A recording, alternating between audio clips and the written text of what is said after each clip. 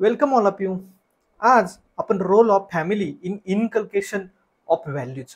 So तुमच्यामध्ये मूल्य रुजवण्यामध्ये कुटुंबाची, समाजाची आणि त्याचबरोबर रिलिजन असेल, धर्माची असेल, त्याचबरोबर एज्युकेशनल इन्स्टिट्यूशन म्हणजे शैक्षणिक संस्थांची, तुमच्या शिक्षणाची, तुमच्या शाळांची काय भूमिका आहे हे आपल्याला स्टडी करायचं आहे.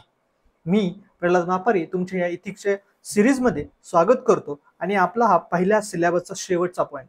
सो सिलेबसच्या पहिल्या पॉईंटमधील हा शेवटचा टॉपिक आपण आज डिस्कस करणार आहे. या टॉपिक स्टडी करत असताना अतिशय महत्वाची गोष्ट म्हणजे ती लक्षात ठेवायची की हा टॉपिक फक्त इथिक्स पर्स्पेक्टिव्हने नाही पाहायचा, तर हा टॉपिक आपल्याला एसे पर्स्पेक्टिव्हने देखील पाहायचा आहे.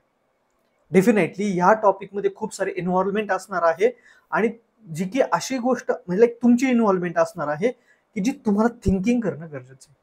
कारण आता आपण यामध्ये फक्त इथिक्सचे क्वेश्चन काय येईल 10 मार्कर हे यापुरते बॉर्डर सीमित नाही ठेवणार आहे. याच्या भरपूर सारी व्हॅल्यूज मध्ये तुम्हाला प्रत्येक ठिकाणी आर्ग्युमेंट किंवा डायमेन्शन्स फाइंड आउट करताना एसे मध्ये याचा उपयोग होणार आहे.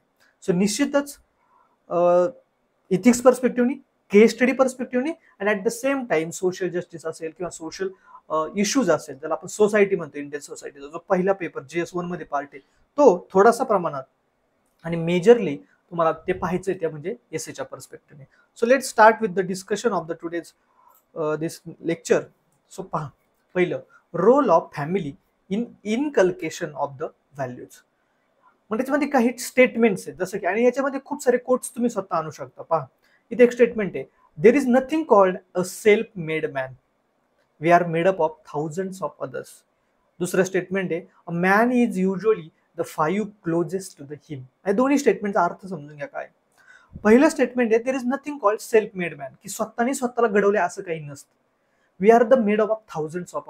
आपण आपल्यासारखे असे 1000 लोक एकत्र आले तेव्हा किंवा जाऊन बनलेले. याचा अर्थ काय, अशा थाउजंड्स ऑफ थिंग्स आहेत. अदर्स म्हणजे काय बघता, पर्सन्सच नाही, थिंग्स आहेत. अशा थाउजंड्स ऑफ गोष्टी आहे ज्या इनडायरेक्टली ऑर डायरेक्टली आपल्यावरती इन्फ्लुएन्स करत असतात. आणि त्या इन्फ्लुएन्स मधून जो पर्सन क्रिएट होतो तो मॅन आहे. We are made up of. No one can claim that he is a self made man. Second statement सांगतो, man is usually the closest 5 closest to the him. So for example philosophical essay आला, त्याच्यामध्ये तुम्हाला फ्रेंडचं महत्व सांगायचंय की let suppose युपीएससीला एक question आला होता, राईट, फेन्सेस, बॉर्डर्स. सो फेन्सेस, मग ते फेन्सेस प्रायव्हेट पण असू शकतात. दोन इंडिव्हिज्युअल मधील पर्सनल प्रायव्हेट रिलेशनशिप मध्ये पण काही फेन्सेस असतात. फेन्सेस म्हणजे काय, एक प्रकारे बांध घातलेला, एक बाउंड्री लाईन क्रिएट केलेली. मग त्या कंटेक्स्ट मध्ये असू शकतो की आपलं जे रिफ्लेक्शन आहे, आपली जी पर्सनॅलिटी आहे, ते आपल्या अवतीभोवती असलेल्या ज्या 5 पर्सनॅलिटी आहे त्यांच्यावर इन्फ्लुएन्स होत असतं, की त्यांचं रिफ्लेक्शन असतं. तेच असतं ते एक्झॅक्टली. आता इथं मॅन वापरलं पण जेंडर न्यूट्रल नाही. Even these things, we can relate it to the women as well, but it is सांगितलं मॅन सेंट्रिक सोसायटी म्हणून ते जनरली मॅन स्टेटमेंट आहेत, राईट. बट इथे ह्युमन स्टेटमेंट पाहिजे, बरोबर. So simple. सो 5 आजूबाजूचे लोक आहेत, म्हणजेच काय, ही 5 लोक कोण आहेत, त्यातले मेनली 2 लोक आहेत पॅरेंट्स. अशा टायमाला आपल्यामध्ये त्या व्हॅल्यूज टाकतात की ज्या टायमाला त्या गोष्टी आपण लर्न करत असतो. पहा, आता कोणी मला इन्फ्लुएन्स करायला गेलं ह्या एज मध्ये किंवा 35 एज मध्ये, 40 एज मध्ये, तुम्ही तुमच्या लाईफमध्ये, मी नाही 35-40, मी तुम्हाला सांगते तुमच्या लाईफमध्ये जेव्हा तुम्ही 35-40 एज मध्ये आल त्यावेळेस तुम्ही कदाचित 5 लोक बदलली पण त्याचा फारसा इम्पॅक्ट होणार नाही, कारण तुम्ही त्यावेळेस लर्निंग फेजमध्ये नाहीये. तुमच्या लाईफच्या ज्यावेळेस तुम्ही लर्निंग फेजमध्ये असाल त्यावेळेस जेव्हा तुमच्यावरती इन्फ्लुएन्स करणारे 5 फॅक्टर असतील, आणि मग आपल्या सर्वांना माहिती आहे 18 वर्षापर्यंत, ऍटलीस्ट 16 वर्षापर्यंत तरी सर्वजण आपल्या आई वडिलांच्या किंवा घरी असतात. सर्वजण नसतीलच नाही, कुणाचे आई वडील नसतील तर, बट जे पॅरेंट्स म्हणूया, पालक जे असतील, सो त्यांचा इन्फ्लुएन्स सर्वात जास्त असतो. तो role of family. The first school of value learning for children. So कोणत्याही विद्यार्थ्यासाठी, मुलांसाठी, बालकांसाठी पहिली शाळा असते आपले आई वडील. ठीक आहे. Family and the parents act as a first school. Values such as honesty, truth, ह्या गोष्टी ज्या आहे चिल्ड्रनला त्या आई वडिलांकडून पास होत असतात, की घरामध्ये काय कशा पद्धतीने वातावरण आहे, आई वडील कशा पद्धतीने बिहेव करतात, एकमेकांसोबत कसे बिहेव करतात, बाहेरच्यांसोबत कसे बिहेव करतात, याच्यावरून हाय चान्सेस आहे रिफ्लेक्शन होत असतं आपल्या चाइल्डमध्ये. Provide the necessary emotional support. So पहिली व्हॅल्यू झाली फर्स्ट स्कूल ऑफ लर्निंग. मग त्यांच्या आयुष्यात पहा, आपण पहिल्यांदा शाळेत कदाचित 6 वर्षाचं त्यावेळेस गेलो असेल, आता गव्हर्नमेंट म्हणते 3 वर्षापासून ज्याला जायला पाहिजे शाळेत, ज्याला आपण प्री प्रायमरी स्कूलिंग म्हणतो, बरोबर. बट स्टील आयुष्याचे पहिले 3 वर्ष आपण ज्या काही गोष्टी शिकतो त्या कोणाकडून शिकतो? आई वडिलांकडून शिकतो, पॅरेंट्स कडून शिकतो. त्या तुम्हाला वाटत नाही त्या ऍक्च्युली त्या गोष्टी सगळ्यात क्रुशियल आहे आपलं माइंड शेप होण्यासाठी. आणि सपोज तुम्ही शाळेत जात असाल प्री प्रायमरी मध्ये तर हार्डली 2-3 तास आहे. उरलेले rest of the entire life किंवा rest of the entire day तुम्ही आई वडिलांसोबत पॅरेंट्स सोबत खर्च करत असता आणि ते इनडायरेक्टली इन्फ्लुएन्स करत असता. सो पहिलं जे स्कूल आहे लर्निंगचं, बोलायला शिकवणं असेल, आपले विचार असतील एक्सेट्रा, ते माइंडमध्ये इम्पॅक्ट क्रिएट करतात ते म्हणजे आई वडील किंवा पॅरेंट्स म्हणूया इथं. ठीक आहे, मी आई वडील म्हटलं तरी समजून घ्या parents. Provide the necessary emotional support सगळ्यात. आणि आज पण जर तुम्हाला सगळ्यात मोठा इमोशनल सपोर्ट कोण असेल ना, तुमचे पॅरेंट्स.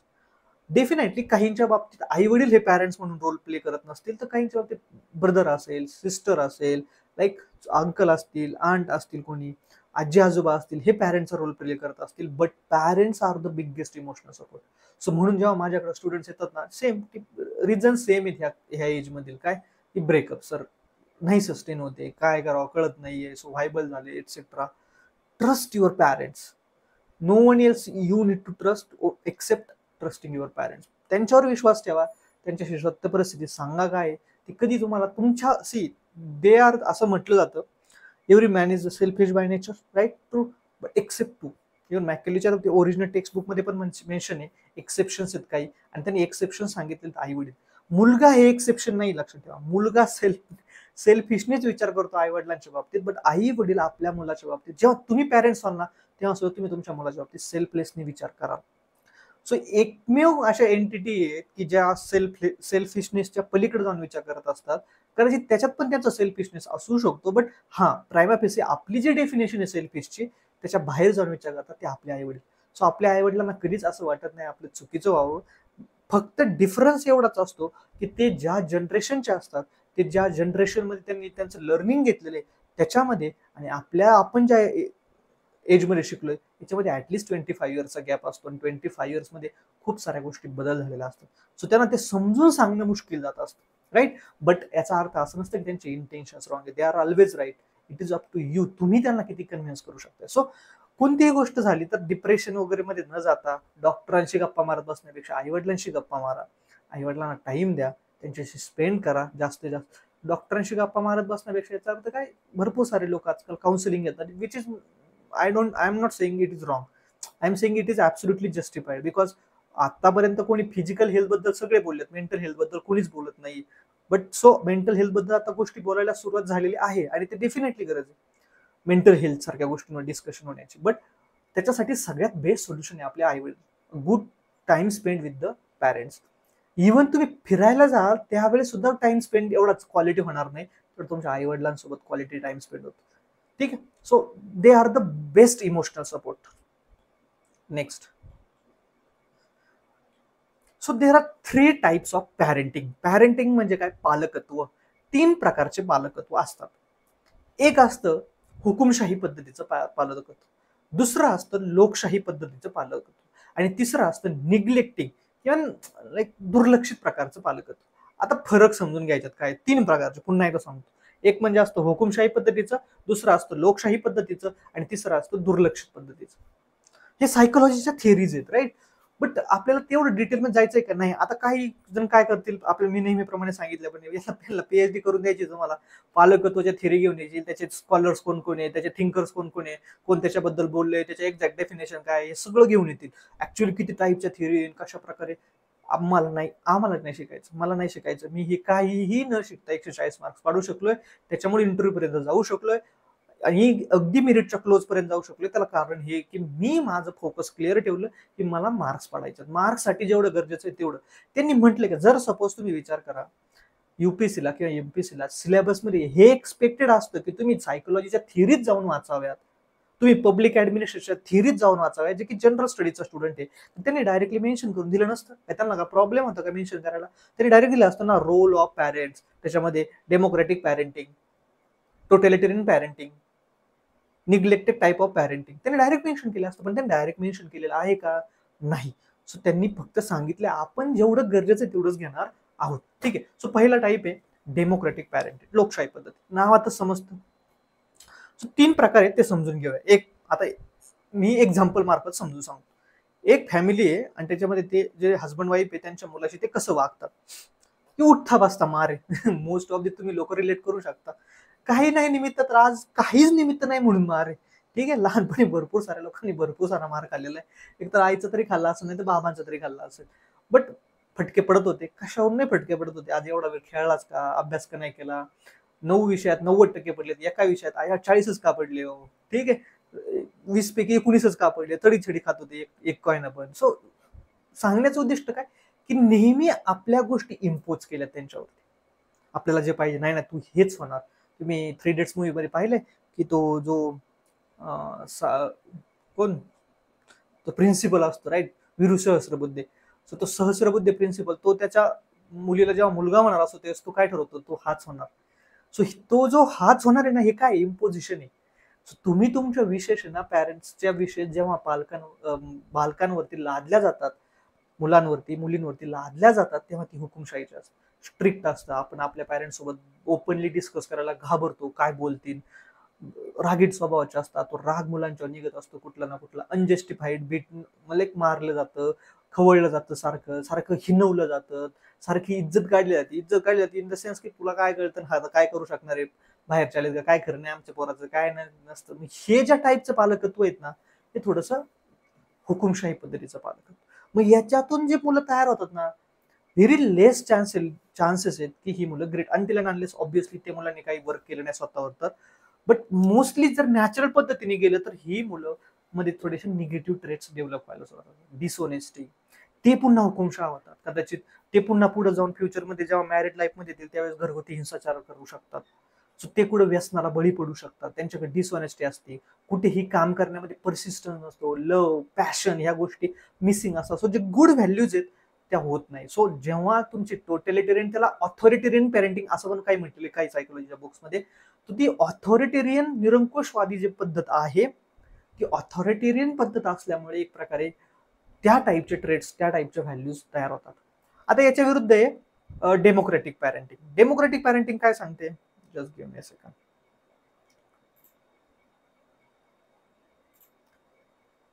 ठीक आहे. सो नेक्स्ट आहे डेमोक्रेटिक पॅरेंटिंग. आता डेमोक्रेटिक पॅरेंटिंग काय सांगते, लोकशाही पद्धतीचं म्हणजे काय, फ्रीडम वातावरण आहे, अगदी स्वातंत्र्याचं वातावरण आहे, की यस तुला जे करायचं लाईफमध्ये ते कर, we are there to support you. तुम्हाला जे काही करायचं ते करा, आम्ही तुम्हाला सपोर्ट करत आहोत. फ्रँकली बोलणं असेल, एक मित्र म्हणून असेल, काय समस्या आहे नेमकं, की मुलगी आहे सपोज तर प्युबर्टी एज मध्ये चालली, तर ओपनली डिस्कशन आहे तिच्यासोबत. मेन्स्ट्रुअल हेल्थ बद्दल डिस्कशन आहे तिच्याबद्दल, चांगल्या गोष्टी काय, गुड टच काय, बॅड टच काय, मुलं असेल तर मुलींचा कसा आदर करायचा आहे, ह्या गोष्टींबद्दल ओपनली डिस्कशन असतं. घरामध्ये वडील आईला रिस्पेक्ट देतात, आई वडिलांना रिस्पेक्ट देते. सो ते बघून मुलांमध्ये एक प्रकारे एकमेकांच्या अपोजिट जेंडर बद्दलचा रिस्पेक्ट तयार होतो, राईट. सो प्रेमाचं वातावरण आहे, आनंदाचं वातावरण आहे, खेळीमेळीचं वातावरण आहे, एकमेकांबद्दलचा आदर आहे, एकमेकांनी केलेल्या कामाबद्दलच्या कॉन्ट्रीब्युशन बद्दलचा रिस्पेक्ट आहे.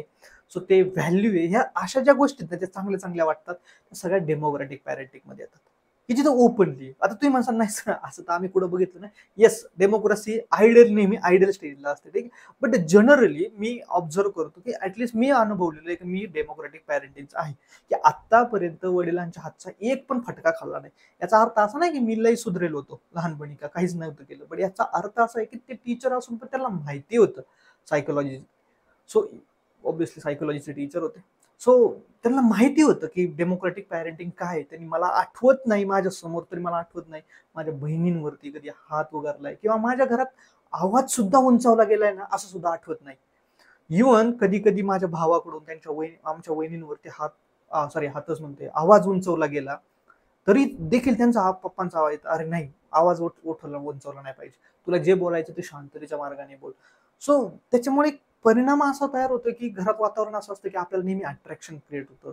यस, काय टाईपची पॅरेंटिंग मी याला म्हणतो, भले ती आयडियल नाही, कारण आयडियल गोष्ट अचीव्ह करणं लाईक नेक्स्ट. आता सुद्धा आयडियल डेमोक्रेसी आहे का?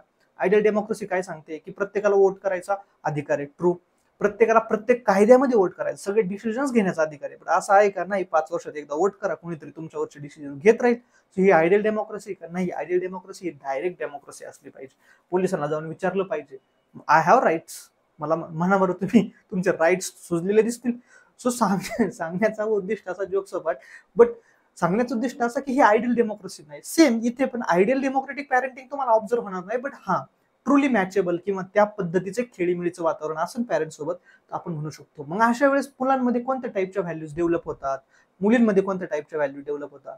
लव, कंपॅशन. कंपॅशन म्हणजे काय? सहानुभूती एक प्रकारे, स्वयं त्याग करण्याची भावना, नेहमी शेअरिंग करण्याची भावना, केअरिंग करण्याची भावना, ही इम्प्लिसिटली तयार होत चालते. सिंपल.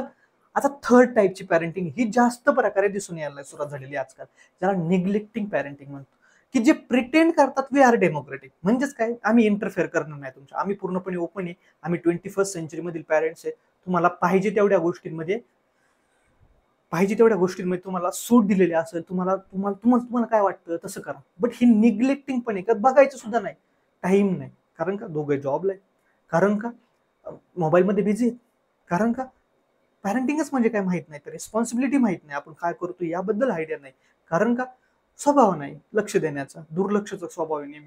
सो ह्या सगळ्या गोष्टींमुळे निग्लेक्टिंग टाईपचं ऑफ पॅरेंटिंग वाढतं. मग अशा वेळेस काय असतं, तो जो बालक आहे तो कुठल्या गोष्टींवर इन्फ्लुएन्स होतोय, त्याच्या पालक सोडून जेव्हा तो इतर गोष्टींवरती, त्या गोष्टींचा त्याच्यावर इन्फ्लुएन्स जास्त होतो. जर पालक सोडून तर त्याच्या निगेटिव्ह फ्रेंड्स तयार झाले, ते निगेटिव्ह एन्व्हायरमेंट मध्ये वाढत गेला, चुकीची संगत लागली, तर त्याच्यामध्ये चुकीचे गुण डेव्हलप होणार. दुसऱ्या अँगलने जर त्याला चांगले म्हणजे नशीब लागतं, राईट, चांगले मित्र भेटले, चांगले एन्व्हायरमेंट भेटलं, परिसर चांगला भेटला, चांगले विचार भेटले, पुस्तक योग्य सवयी पडल्या चांगल्या, तर डेफिनेटली त्याच्यामध्ये चांगले गुण डेव्हलप होणार. बट ते कशावर जातं? फेटवर जातं. मग तुम्ही ऍक्टिव्हली काय करू शकता? तुमचं दुर्लक्ष येतो पूर्णपणे. त्याचबरोबर अशा मुलामध्ये जनरली आयदर आयदर ऑर आहे, कारण ही सिच्युएशनच अशी डिफिकल्ट आहे. आयदर लॅक ऑफ लव्ह पाहायला मिळतं तुम्हाला, कारण त्यांनी ती गोष्ट अनुभवली नाही, किंवा स्ट्रॉंग अट्रॅक्शन टुवर्ड्स लव्ह अनुभवायला मिळतं, कारण त्याला ती गोष्ट पाहिजे असते जी मिळालेली नाही. सिंपल आहे. सो दोन्ही अँगली त्याला तुम्हाला तशा प्रकारच्या व्हॅल्यूज पाहायला मिळतील.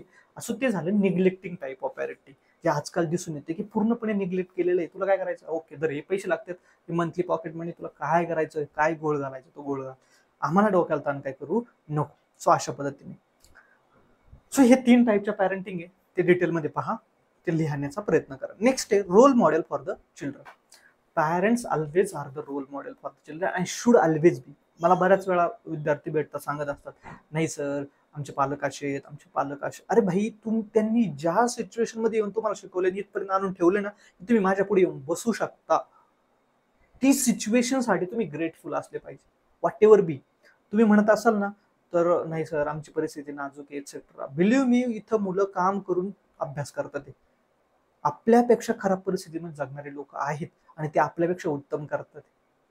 सो आपल्यापेक्षा खराब परिस्थितीमध्ये जगून आपल्यापेक्षा उत्तम करतात, तर आपण त्यांच्यापेक्षा चांगल्या परिस्थितीत जगून खराब का करतोय? याबद्दल नेहमी विचार करा. तुम्ही म्हणतात, असं म्हणतात, पण तुम्ही बऱ्याच वेळा ऐकलं पण असं, आपल्यापेक्षा खाली जे लोक आहेत त्यांच्याकडे बघा, आनंदी राहा. डेफिनेटली जैसे ठेवली आनंद तैशीची राहावी, आपण असं म्हणतो. पण याचा अर्थ असा नाही की प्रगती करायची नाही, प्रगती करत राहा. तुम्हाला जे गोष्टीतून प्रेरणा घ्या त्या गोष्टीतून, बट त्या गोष्टीवर अनहॅपीनेस नका घेऊ.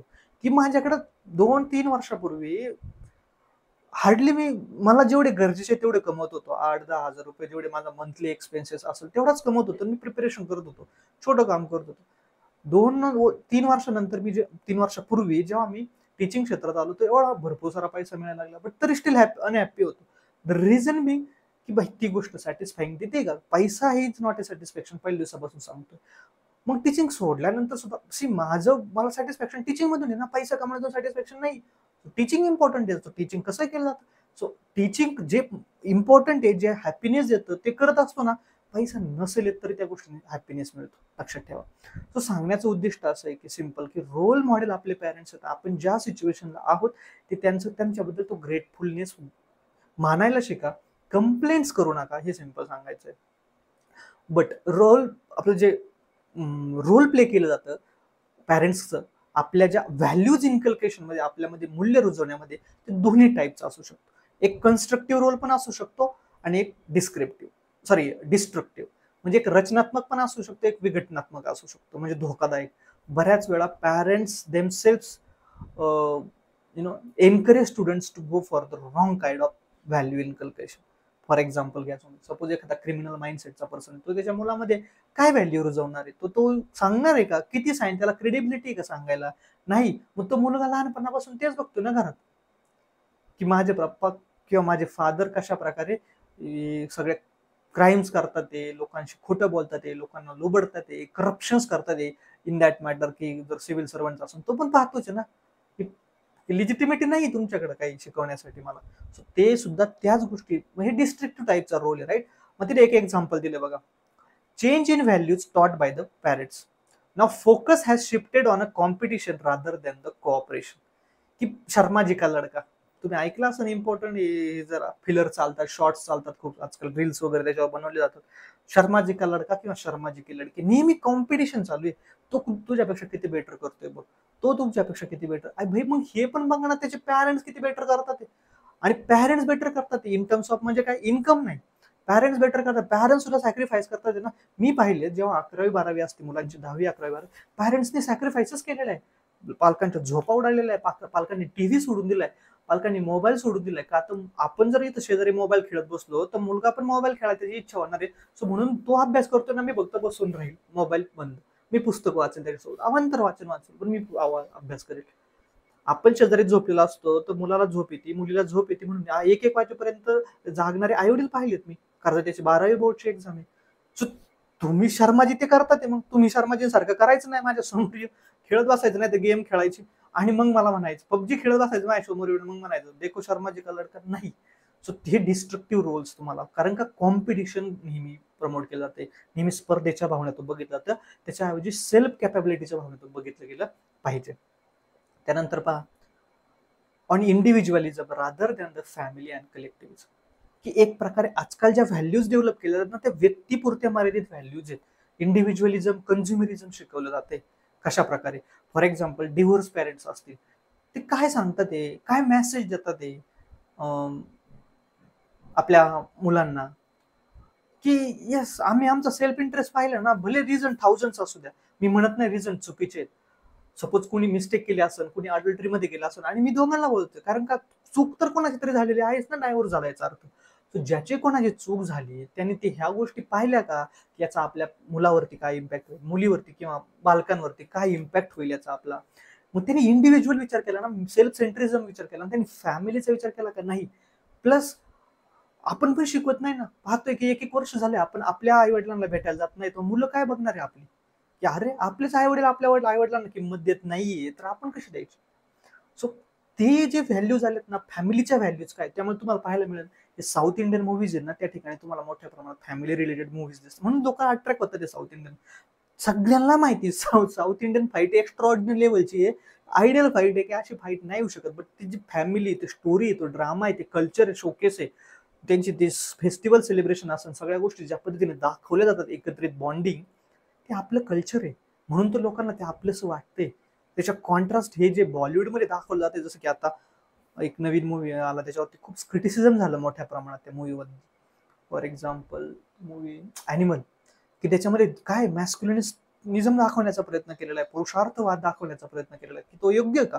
सो अशा पद्धतीने सांगितलं होतं मी, हे खूप मोठं टॉपिक डिस्कशनला मी सांगितलं होतं ऑलरेडी, राईट. सो आणि हे जे सगळे आर्ग्युमेंट सांगतोय, सगळे एक्झाम्पल सांगतोय, हे याच्यासाठी इम्पॉर्टंट ठेवा. आज एकोणचे एक वर्ड लिहित चला, जेवढं मी सांगेल. बऱ्याचशा गोष्टी याच्यात सापडणार नाहीत तुम्हाला, मी स्वतः तोंडी सांगतोय ते, ठीक आहे. दुसरे, on consumerism rather than the gratification and sacrifices. Consumerism, इतकं कन्झ्युमरिझम वाढलंय की आपल्याला आज किती साऱ्या गोष्टी कन्झ्युम तुम्ही, आणि याचं बेस्ट एक्झाम्पल, याच्यामध्ये मी पण विक्टिम याचा, राईट. आणि लाईक मला पण, मी तुम्हाला सांगतोय खरं, पण मी पण त्याचा बळी पडलेलो आहे, किंवा मी पण त्या गोष्टी करतो. फॉर एक्झाम्पल, तुम्ही जर मॉलमध्ये गेले, ठरून गेले की मला एकच वस्तू घेऊन यायची, it's very difficult to come out of with only that single thing. तीच गोष्ट घेऊन तुम्ही बाहेर आले, फार रेअरली होत. 4 गोष्टी तरी तुम्ही घेऊन येणारच. विंडो शॉपिंगच्या नावाखाली गेले तरी अननेसेसरीली एखादा टॉप तरी घेऊन येणार, टी शर्ट तरी घेऊन येणार, काहीतरी घेऊन येणार. आता गणपतीच्या काळात मार्केटमध्ये पडलेला नाही, काही तर बटाटा वडा तरी खावा वाटणार आहे, पाणीपुरी तरी खावा वाटणार आहे, कुठेतरी काहीतरी परचेस तरी करावं वाटणार आहे. सो सांगण्याचं उद्दिष्ट सिंपल आहे, की ह्या सगळ्या गोष्टी आहेत ना, हे कन्झ्युमरिस्टिक आहेत, की आपल्याला भाग पडतात एक्सपेंडिचर करण्यासाठी.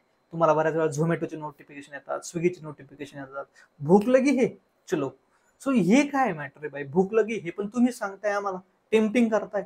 सो हे कन्झ्युमरिझम आहे, आणि ते कन्झ्युमरिझम प्रमोट केलं कारण का गरजा वाढत चालल्या. उदाहरणार्थ, मोबाईल घेतला, मोबाईल बरोबर बॅक कव्हर पण गरजेचं आहे, मोबाईलला स्क्रीन गार्ड पण गरजेचं आहे.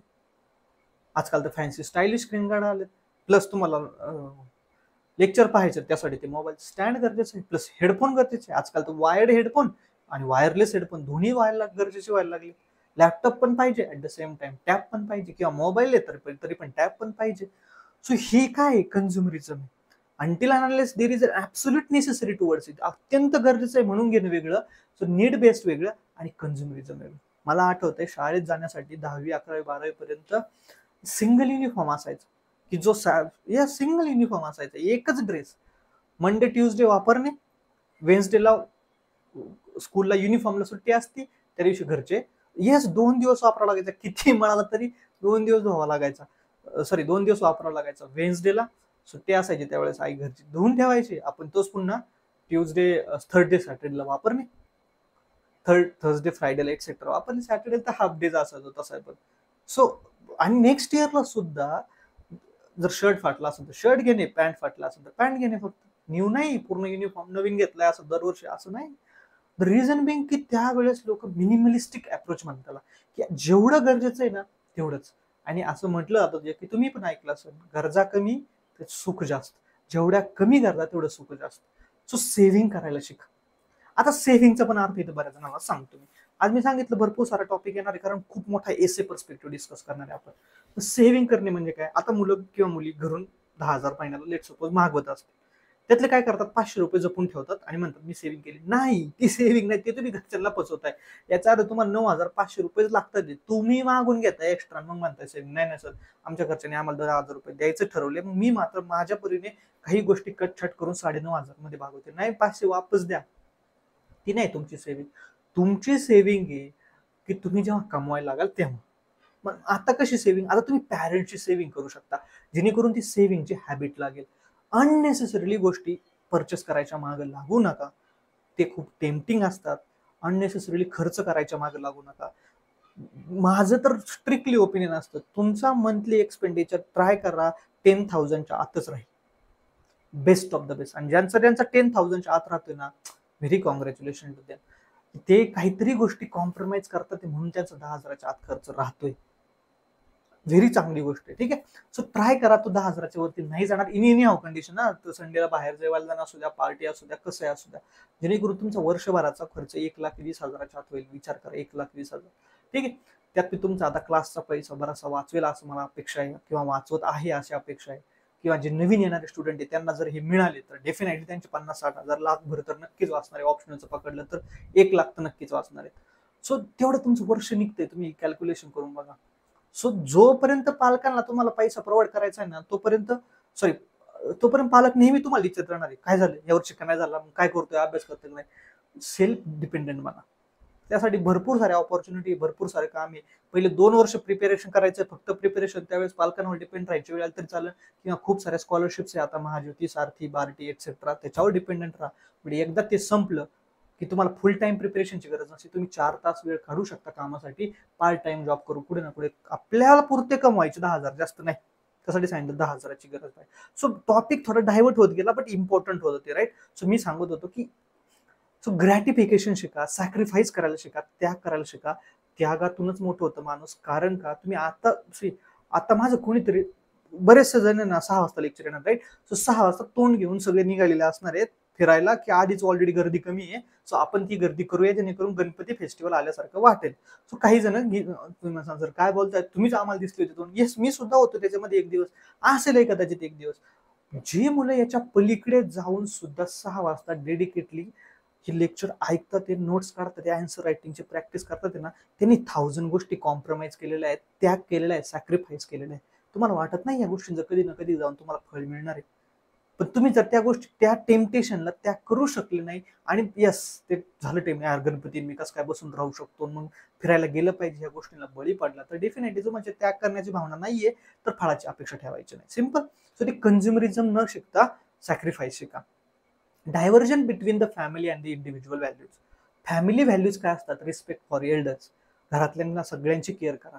सो तुम्ही लहानपणी ऐकल्या असेल स्टोरी, छोटे कुटुंबाचे फायदे लिहा, मोठ्या कुटुंबाचे फायदे लिहा. त्यात सगळ्यात मोठा फायदा काय, शेअरिंग अँड केअरिंग, हा तुम्हाला मोठ्या कुटुंबात पाहायला मिळतो. तुम्हाला त्या छोट्या कुटुंबांमध्ये ह्या गोष्टी फार लिमिटेड लेवलला पाहायला मिळतात. कारण का शेअरिंग माहीतच होत नाही ना. कारण सगळ्या गोष्टी ऑलरेडी अवेलेबल आहेत.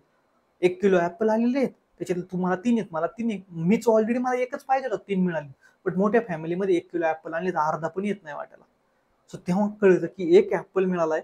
आपल्याला पाहिजे होते 2, पण त्या 1 मध्ये शेअरिंग करावं लागते. हाफमध्ये सॅटिस्फॅक्शन मानावं लागते. ती टेंडन्सी मोठ्या कुटुंबात शिकवली जाते. मोठ्या कुटुंबात शिकवलं जात होतं की रिस्पॉन्सिबिलिटी घेणं काय असतं, की 2 जण पैसे कमवतील, 2 जण घरातले इमोशनल सपोर्ट सांभाळतील, 2 जण मुलांचं संगोपन करतील. ह्या रिस्पॉन्सिबिलिटी शेअरिंग असते.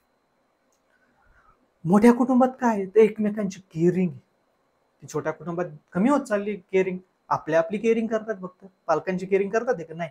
सो तुम्हाला त्या व्हॅल्यूज मध्ये डायव्हर्जन्स दिसेल. ठीक आहे. मग एखादा मुलगा किंवा मुलगी, बालक मोठ्या कुटुंबात जन्माला आला असेल, त्याच्यावरती त्या फॅमिलीचे कसे संस्कार होतील, आणि छोट्या कुटुंबात जन्माला आले असेल त्याच्या प्रकारे कसे संस्कार होतील, ते इंडिव्हिज्युअलिझम ओरिएंटेड कसं असेल, हे फॅमिली ओरिएंटेड फॅमिलीज व्हॅल्यूज कशा असतील. ठीक आहे. ट्रॅडिशनल फॅमिली असेल तर त्यांचा कसा प्रकारे हेल्प होऊ शकते, आणि हेच त्याचं मराठीमध्ये सुद्धा दिलेलं आहे. नेक्स्ट. सो फॅमिलीचं समजलं. एक सेकंड. आता याच्यात बघा, इथे एक्झाम्पल दिलेलं आहे विध्वंसक भूमिकेबद्दल, की डिस्ट्रक्टिव्ह रोल कसा आहे. आपले पॅरेंट्सच शिकवतात ना रे आपल्याला. आधी विचारलं ना, आपण जर सांगायला गेलं की नाही नाही, लेट्स से एक मुलगा आहे किंवा एक मुलगी आहे, तिच्यासोबत माझा विचार आहे लग्न करण्याचा एक्सेट्रा, तर पहिली गोष्ट विचारतात कास्ट कोणती. नाव नाही, गाव नाही, काही नाही विचारत, कास्ट कोणती विचार. सो आपल्याला शिकवलं गेलेलं आहे ना कास्ट, आणि आपण ते शिकवतोय कास्ट. सो पाहिला तुम्ही काही दिवसापूर्वी पाहिला असं, इव्हन माझ्या इन्स्टाला पण सर्वात पहिली स्टोरी जी होती ना, ती ही स्टोरी होती, no role, so no religion, no caste. आजकाल लोक ना, नाव जरी सांगायला गेलं ना, तर प्रल्हाद महापारी, लगेच महापारी कोणतं कास्टचं आहे सर्च करून बघतात. या लेवलला गेलेले आहेत गुगल. लगेच गुगल सर्च करून बघतात की हे आडनाव कोणत्या कास्टचे. या लेवलला आपली मानसिकता ही विध्वंसक भूमिका आहे. म्हणजे एक प्रकारे हे पॅरेंट्स कडून पण आले, फॅमिलीकडून पण आले, की त्यांनी आपल्याला कास्ट बद्दल विचार करायला शिकवलं. आणि हे जाणार नाहीये, लक्षात ठेवा. कास्ट रादर रिजिड होत चालल्यात अजून. कास्ट तोपर्यंत जाणार नाही जोपर्यंत कास्ट नाव येणं मेन्शन बंद होईल. कास्ट सर्टिफिकेट ज्या दिवशी मिळायचं बंद होईल, तर मी म्हणत नाही आरक्षणाचा काही संबंध नाही कास्ट सर्टिफिकेटशी, असं माझं म्हणणं आहे. उदाहरण सांगतो. लेट सपोज तुमचे पॅरेंट्स, ठीक आहे, तुमचे फादर आहे, आणि आत्ताची सिस्टीम बघता, लेट सपोज तुमच्या फादरकडं ओबीसी सर्टिफिकेट आहे, ओबीसी कास्टला तुम्ही बिलॉंग करता, सो त्यांच्याकडे ओबीसी सर्टिफिकेट मिळालं, आता मिळून गेलेलं आहे, राईट. तुम्हाला तुमचा जो मुलगा आहे किंवा ज्यांना ओबीसी सर्टिफिकेट मिळाले त्यांचा जो मुलगा आहे, लेट सपोज तुम्हाला ओबीसी सर्टिफिकेट मिळालेलं आहे. आता तुमचा मुलगा आहे, तो काय वेगळ्या कास्टचा असणार आहे का? सेम कास्ट आहे, मग त्याला वेगळं कास्ट सर्टिफिकेट काढायची काय गरज आहे? त्याला बघते एवढं जरी प्रूव्ह करून दिलं की भाई हा यांचा मुलगा आहे, दॅट सफिशियंट नाही का? ते कॅटेगरी इम्पॉर्टंट आहे ना. मग तिथून पुढे बघतो तुम्ही, आता जर कॅटेगरी लिहित चालली की ओबीसी आहे हा, किंवा बॅकवर्ड क्लास आहे, एससी कास्ट आहे, एसटी कास्ट आहे, मोर दॅन सफिशियंट आहे ना. तुम्हाला का मेन्शन करायचंय ते कास्ट? कशासाठी मेन्शन करायची? ज्या दिवशी तुम्ही ते कास्ट मेन्शन करायचं बंद होईल ना शाळा सोडल्याच्या दाखल्यावरती, त्या दिवसापासून समजायचं कास्टचं रूपांतर हळूहळू कास्ट फेडअप होत जाणार. मग विचार करा तुम्ही, 2 जनरेशन पुढच्या लोक कास्ट विसरून जाणार. लोक फक्त म्हणणार ओबीसी, अरे ओबीसी ओके, अरे एससी ओके, पण एसटी मध्ये कोणती कास्ट? फेडअप. आणि यातून खूप सारे फायदे असं माझं ओपिनियन आहे. द रिझन बिंग, आज तुम्ही पाहिलं असेल कास्ट बेस्ड वर लोकांना, इव्हन कालच आय थिंक मी इंडियन एक्सप्रेसला पुणे एडिशनला पाहिलं होतं की एका पर्टिक्युलर समाजाचं मी नाव नाही घेत, त्यांनी नाव घेतलं होतं, पण एका पर्टिक्युलर समाजाची मुलं गुन्हेगारीमध्ये ओढली जातात. ते पर्टिक्युलरली चोरीच्या गुन्हेगारी, त्यांना त्याच्यामध्ये न ढकलता किंवा ते त्यातून बाहेर कसे येतील यासाठी पुणे पोलिसांनी किंवा महाराष्ट्र पोलिसांनी काही उपक्रम हाती घेतले होते. सो त्या संदर्भात न्यूज होती. म्हणजे काय, कास्ट बेस्ड आहे ना एक प्रकारे लेबल. गुन्हेगारीसाठी असेल, एखाद्या पर्टिक्युलर कामासाठी असेल, आपल्याकडे त्याच्या दृष्टिकोनातून बघितलं जात असं. आणि त्यासाठी मूवी पण मी सांगितलं ऑलरेडी, साऊथ इंडियन एक मूवी किती फेमस झाला होता तो मूवी. सो कास्टला लेबल लावलं जातं ना बऱ्याच वेळा, की एक कास्ट म्हणजे क्रिमिनल आहे, ही कास्ट म्हणजे ही क्रिमिनल माइंडसेटची लोक आहेत. सो त्या गोष्टी तुम्हाला पोसायच्या असतील ना, कास्ट प्रिज्युडायसेस पोसायचे असतील, तर इंटर कास्ट मॅरेजेस प्रमोट करायचे असतील, तर कास्ट इलिमिनेट करून कॅटेगरी ठेवा. कारण रिझर्वेशन कास्ट बेस्ड तर नाही ना, रिझर्वेशन हे कॅटेगरी बेस्ड आहे ना. मग कॅटेगरी ठेवा ना, कास्टची काय गरज आहे? ठीक आहे.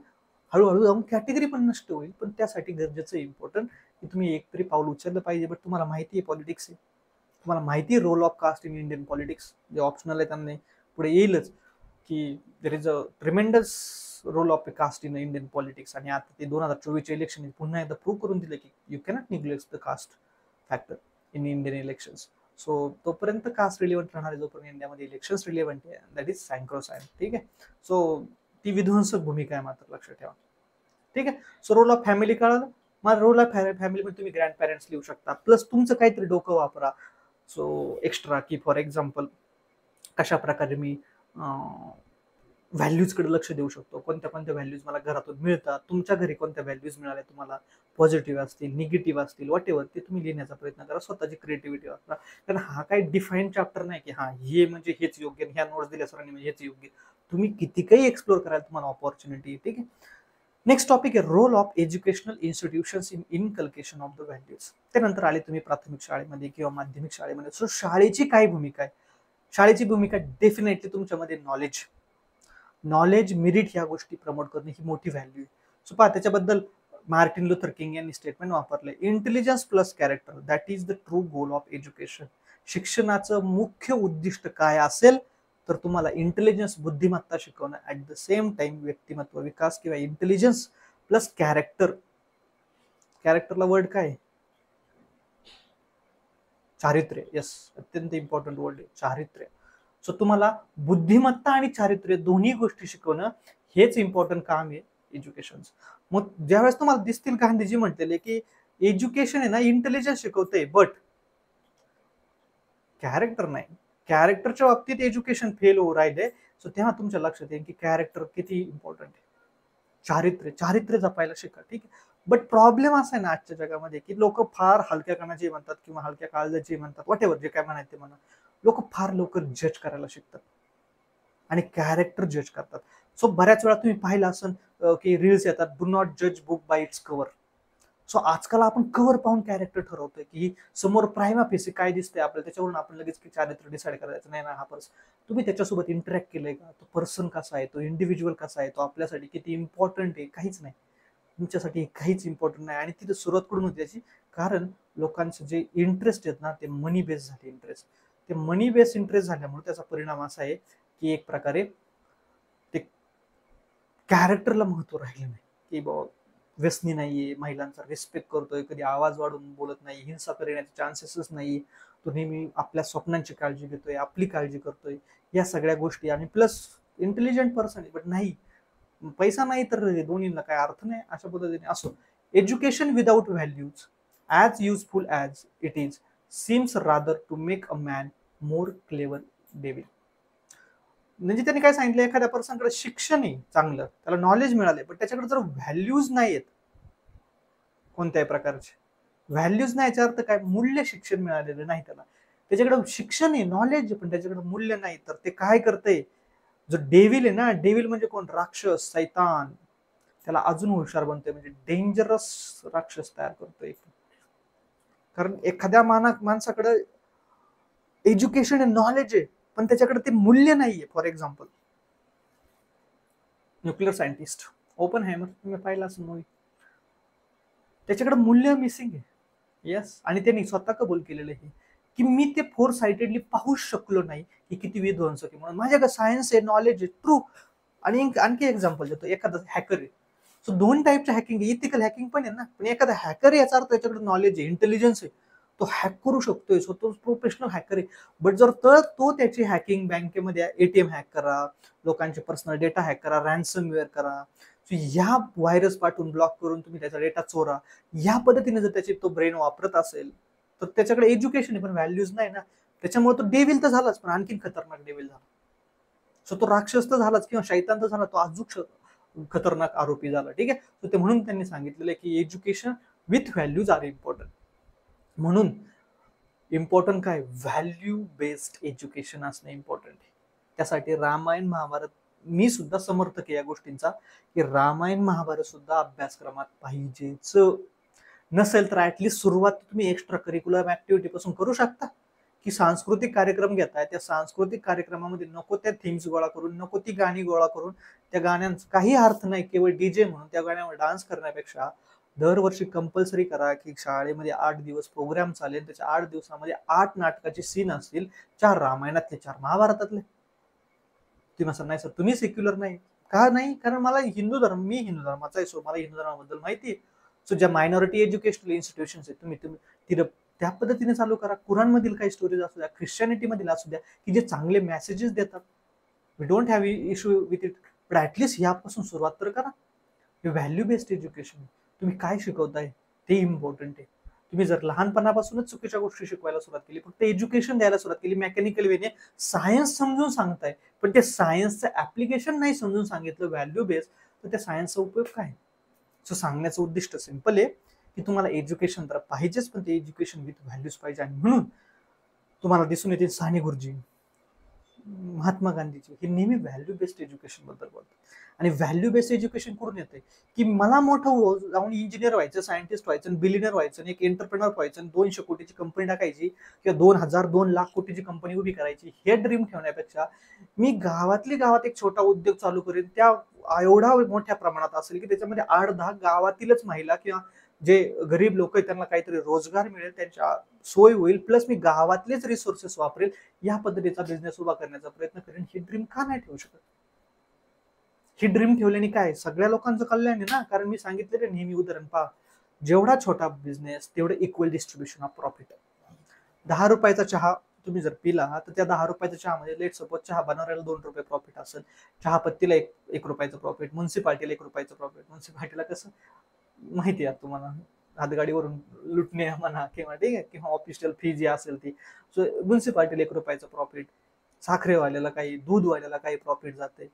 बट तुम्ही जर तीच चहा 5 स्टार हॉटेलमध्ये पेला तर तोच चहा कदाचित त्याच्यापेक्षा खराब क्वालिटीचा असतो किंवा टेस्टला नसतो.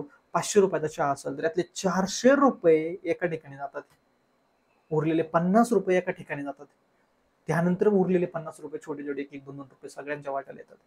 So he equal distribution of profit छोट्या बिझनेसेस मध्येच होतं. सो म्हणून जास्तीत जास्त छोटे बिझनेसेस प्रमोट केले पाहिजेत. त्यांनी सांगितलं important role as per the national education policy, ही अतिशय महत्वाची आहे नॅशनल एज्युकेशन पॉलिसी, जी मी सोशल जस्टिस मध्ये शिकवतो. मग तुम्हाला आज होमवर्क, आता जे आहेत ज्यांना माहिती मी सोशल जस्टिसच्या पीडीएफ त्यांच्याकडे आहे, त्यांनी नॅशनल एज्युकेशन पॉलिसीचं डॉक्युमेंट उचकून बघा.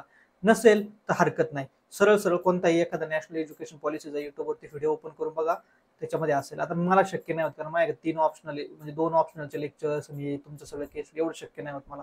ठीक आहे, नाही तर सिम्पल आहे, हे पण नसेल करायचं तर ते पण नाही केलं तरी बेटर आहे. त्याच्यापेक्षा उलट बेटर ऑप्शन आहे आपल्याकडे. सरळ सर्च करा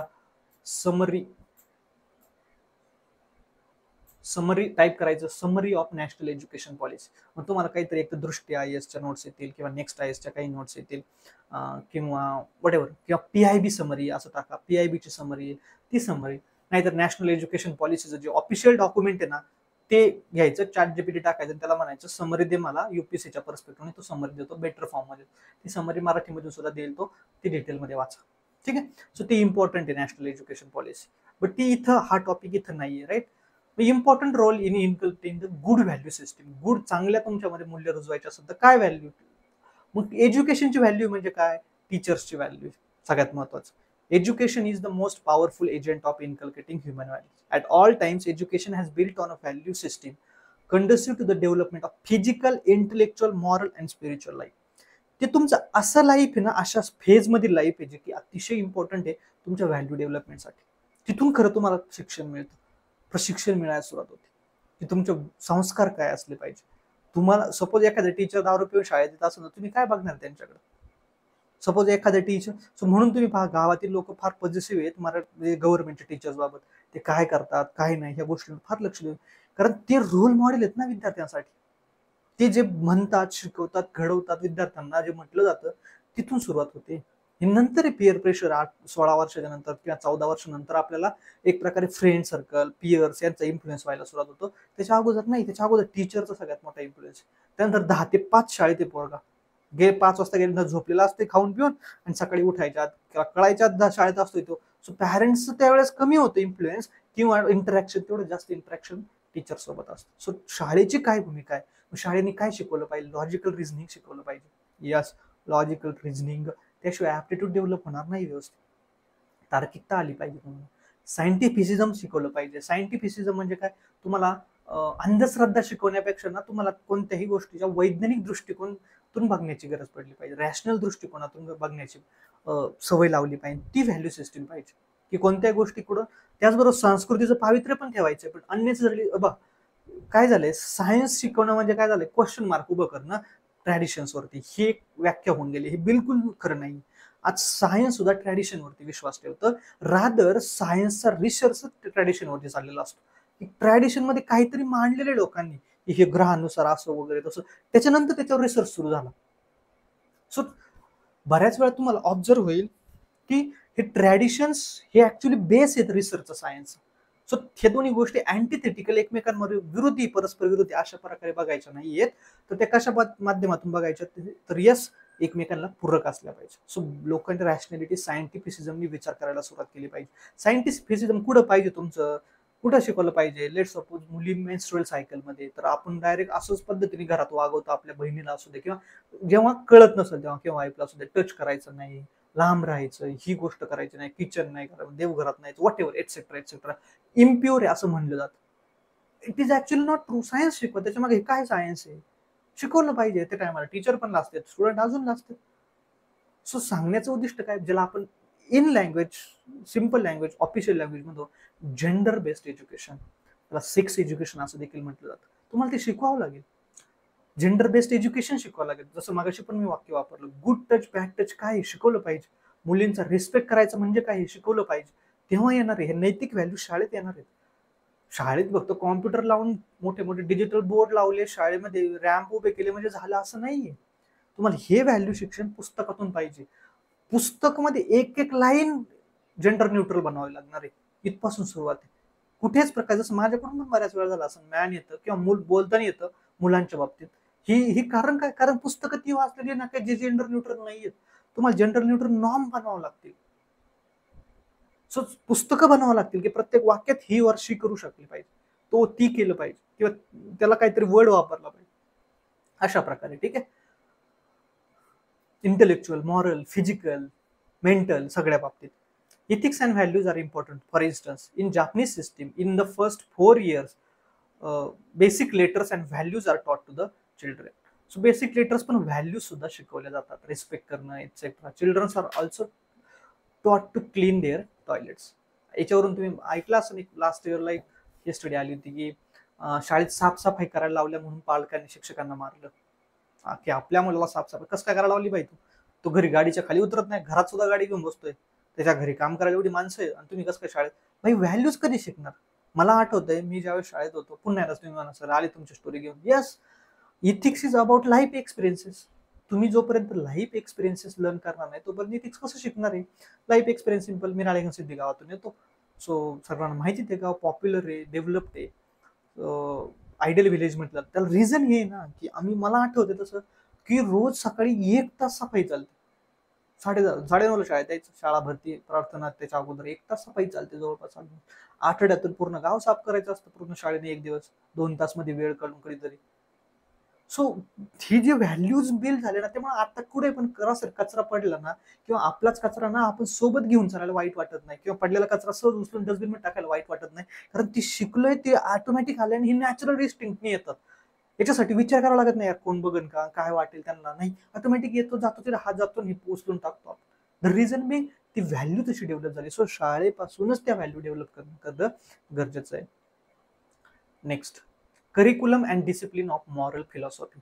ही मॉरल फिलॉसॉफी जी आहे, नैतिक तत्वज्ञान, हे तुम्हाला शाळेच्या करिक्युलम मध्ये आणावं लागेल. तुम्हाला शाळेमध्ये आता का नीतिशास्त्राचा एक व्यवस्थित सेपरेट विषय चालू करायचा का, नाही. मूल्य शिक्षण आहे ना, पण तुम्ही कसं दिलंय मूल्य शिक्षणाचा तुम्हाला माहिती आहे. एक तर मूल्य शिक्षणाचा तास गणिताच्या सरांनी वापरलाय, किंवा सायन्सच्या सरांनी वापरलाय, किंवा प्रोग्राम मध्ये गेलाय कोणत्या ना कोणता, कोणीतरी आलं होतं मोठा, कोणीतरी आपल्याला ज्ञान देणार लाईक माझ्यासारखं, आणि मग त्यांनी सांगितलं, चला सर म्हटले की अरे तुम्ही आले आमच्या शाळेला, भेट दिली, धन्यवाद, थोडं मुलांना मार्गदर्शन करा, काही सगळी शाळा बोलवलीच मैदानात. त्यांनी त्याचं 2 तास सुरू केलं भाषण. मी म्हणत नाही हे गरजेचं नाहीये, मी म्हणतो ते पण इम्पॉर्टंट आहे, पण आपले मोस्टली तास असेच गेले, कुठे खेळात तरी गेले, कुठेतरी आपण गैरहजर तरी. बट आणि जरी शेवटी एक्झाम झाली किंवा त्याला मार्क्स असले, श्रेणी असल्या, तरी काय, एक मूल्य शिक्षणाचे वर्कबुक भेटते नवनीतची, सर सांगतात ती घेऊन या, सर आधी उत्तर लिहून देतात, सगळ्यांनी बघून लिहायची, जमा करायची, कव्हर लावून संपला विषय. हे तर मूल्य शिक्षण आहे आपलं. आपण मूल्य शिक्षण म्हणजे काय ऍक्च्युली करिक्युलम मध्ये असं तरी शिकवलेलं नाही, ते शिकवण्याची गरज आहे. कारण मी पहिल्याच लेक्चरमध्ये सांगतो, हा भ्रम आहे की इथिक्स शिकवता येत नाही किंवा इथिक्स लोकांमध्ये शिकवून येत नाही. येतं. तुम्ही तशी एक्झाम्पल सेट करा स्वतःच्या माध्यमातून. कारण का मी जर इथं माझ्या बाबतीच्या गोष्टी सांगितल्या नाही तर तुमच्या मनात हा क्वेश्चन उभा राहू शकतो, सर स्वतः अनइथिकली सगळ्यात मोठे आम्हाला काय इथिक्स शिकवतात, हा इनडायरेक्ट क्वेश्चन रेज होत असतो. त्यामुळे मी जे सांगतो ना त्या गोष्टी इनकल्केट व्हायला डिफरंट जातात. पण जेव्हा मी माझ्या एक्झाम्पलद्वारे काही प्रूव्ह करून देत असेल तेव्हा आणखीन क्रेडिबिलिटी वाढते की सर सुद्धा त्या गोष्टी इथिकल आहेत. म्हणून मी सांगत असतो नेहमी इथिक्स शिकवणं म्हणजे काय होतं, 4 गोष्टी वाचून दाखवणं नाही. ठीक आहे. नेक्स्ट, त्याचबरोबर जे चॅप्टर्स आहेत ऑलरेडी, जे सब्जेक्ट्स आहेत, फॉर एक्झाम्पल हिस्ट्री, बट हिस्ट्रीमध्ये ज्या नैतिक व्हॅल्यू त्याबद्दल पण डिस्कशन करा ना.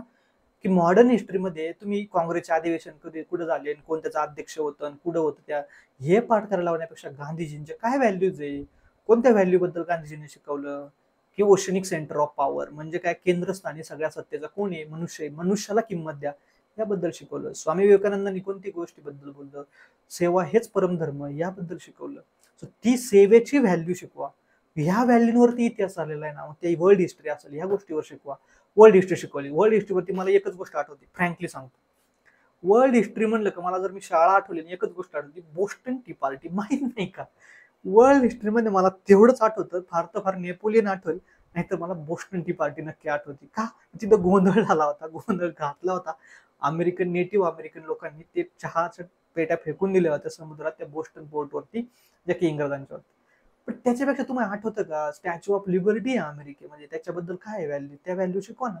तो कुठून आला, त्याचं ओरिजिन काय, ते का आलं, त्याच्यामागचं कंटेक्स काय, त्या लिबर्टीची व्हॅल्यू काय, फ्रेंच रिव्हॉल्युशन मध्ये नेपोलियनने कुठे कुठे अटॅक केला हे सांगण्यापेक्षा, कशा प्रकारे त्यांनी कॅप्चर केलं हे सांगण्यापेक्षा, कोणते कोणते स्कॉलर्स होते, फिलॉसॉफर्स होते जे लिबर्टी, इक्वॅलिटी, फ्रॅटर्निटी बद्दल बोलत होते, ते शिकवा.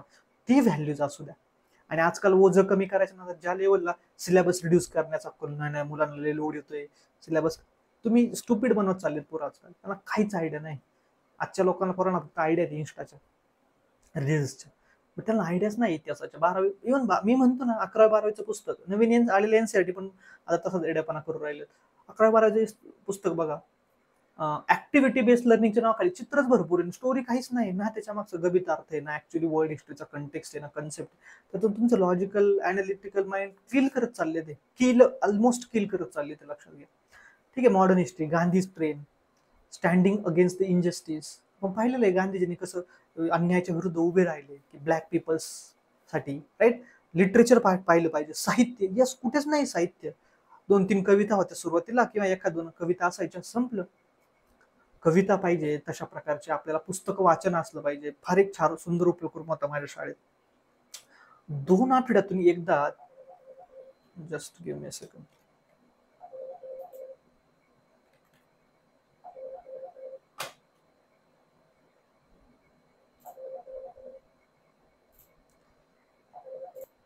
सो कुठे होतो मी, गुड सिस्टीम, टीचर्स, कॉलेजेस मध्ये, स्कूल्स मध्ये काय कशा प्रकारे, आणि त्याच्यामध्ये सांगत होतो लिटरेचर कसं बेटर कॉल. लिटरेचर म्हणजे काय, साहित्य. साहित्य कशा पद्धतीने आपल्याला हेल्प करू शकतं, right. Value of sportsmanship, team spirit. मग आपल्याला स्पोर्ट्स खेळायला लावतात बऱ्याच वेळा, पण नाही ना, खेळाचे तास कशासाठी जातात, मॅथ्स आणि सायन्स, देखील ऍक्च्युली खेळासाठी जायला पाहिजे. कारण लहानपणी आपण काय शिकतो, टीम स्पिरिट शिकवतो, स्पोर्ट्समनशिप शिकवतो. स्पोर्ट्समनशिप म्हणजे काय, की आपल्याला सरांना एक एक्झाम्पल माहिती आहे, जेव्हा सचिन तेंडुलकर यांनी आउट नसतानाही, म्हणजे अंपायरला नाही लक्षात आलं आउट आहे म्हणून, स्वतः ते विकेट सोडून गेले, स्वतः त्याने, ही स्पोर्ट्समनशिप आहे. की बऱ्याच वेळा तुम्ही एक खेळाडू वृत्तीने खेळता, रादर दॅन द फक्त कॉम्पिटिशन म्हणून. सो ह्या गोष्टी व्हॅल्यूज कुठून येतात, एकमेकांचे केअरिंग, शेअरिंग, टीम स्पिरिट, हे शाळेतून येतात, लक्षात ठेवा.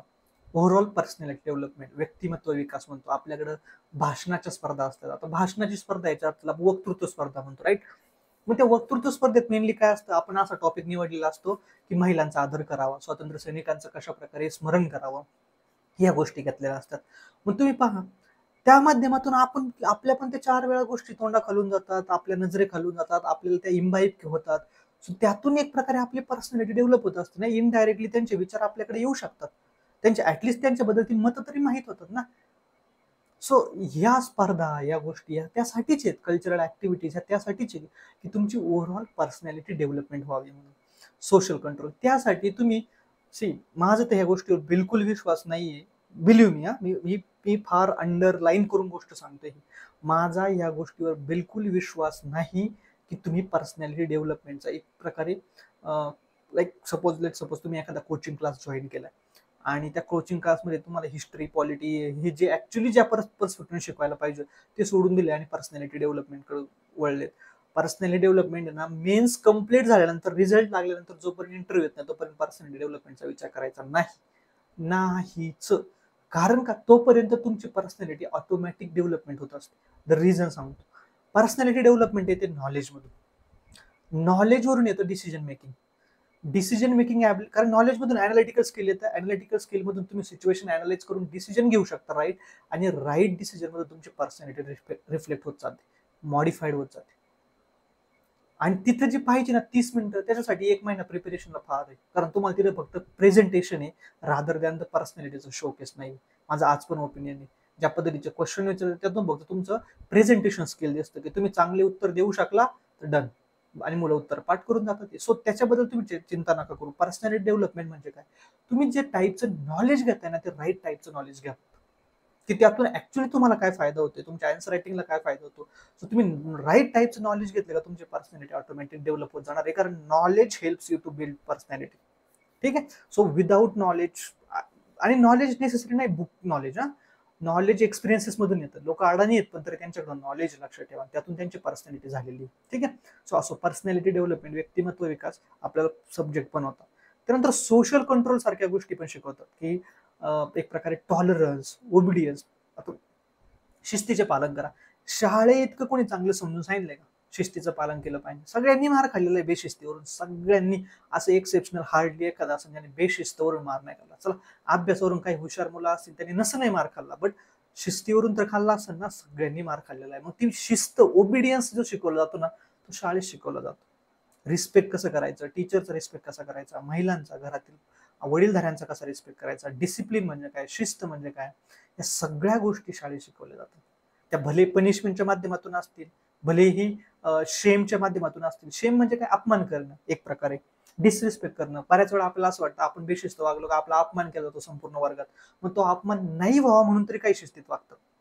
सो त्या पद्धतीने, सो ते टीचरच्या मेथड आहेत, पण वेगवेगळ्या मेथड एम्प्लॉय करून तुम्हाला एक प्रकारे शिस्त लावण्याचा प्रयत्न केला जातो. ती शिस्त, ओबिडियन्स पणा, तो तुमच्याकडून जो पुढे जाऊन ऑफिसर क्वालिटीमध्ये कन्वर्ट होणार आहे, तुमच्या पर्सनॅलिटीमध्ये तयार होणार आहे ना, तो इथून येतो.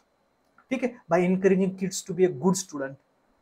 म्हणजे पहा, आपल्याला student of the year award दिला जातो. वर्गातील सर्वोत्कृष्ट विद्यार्थी म्हणून नेहमी म्हणत असतात teacher, this is my one of the favourite student. का म्हणत असतात? The reason being too sincere, सिरियस नाहीये, लक्षात ठेवा, सिन्सिअर आहे. सो ह्या गोष्टी सगळ्या शाळेमध्ये मिळतात तुम्हाला. सो बऱ्याच वेळा तुम्हाला कदाचित असं वाटत पण असेल की नाही, सिन्सिअर येऊन मला आतापर्यंत काहीच फायदा नाही झाला, जे ते येऊन मला ओरडून गेलं, जे ते येऊन माझा रुबाब दाखवून घेते. बिलीव्ह मी, सिन्सिअर झाल्यानंतर तो फायदा आहे ना तो लॉंग टर्म असतो. कदाचित नंतर मिळेल तुम्हाला त्याचा फायदा, आणि त्याचा फायदा मटेरियलिस्टिक स्वरूपात नाही दिसणार. आज तुमच्या 4 लोक दादागिरी करून गेले, तुम्ही सिन्सिअर राहा, ऑफिस झाल्यानंतर ती 4 लोक पहिल्या दिवस तुम्ही आत टाका. डेफिनेटली तुम्ही त्या लेवलला पोहोचल्यानंतर असले काही उद्योग करत नाही, कारण असे लोकांना आधी पण लागत नाही. पण तुम्हाला 4 लोक नंतर सिलेक्ट करतो. सिन्सिअरिटीचा आपण लार्जर पिक्चर बघायचा कधी पण, लक्षात ठेवा. ठीक आहे. नंतर लॉ अबाइडिंग सिटीजन, कायदा सुव्यवस्था पाळली पाहिजे, कोण शिकवतं? शाळेसारखं कोण शिकवतं? 10 वाजता रोज आले पाहिजे, कोण शिकवतं?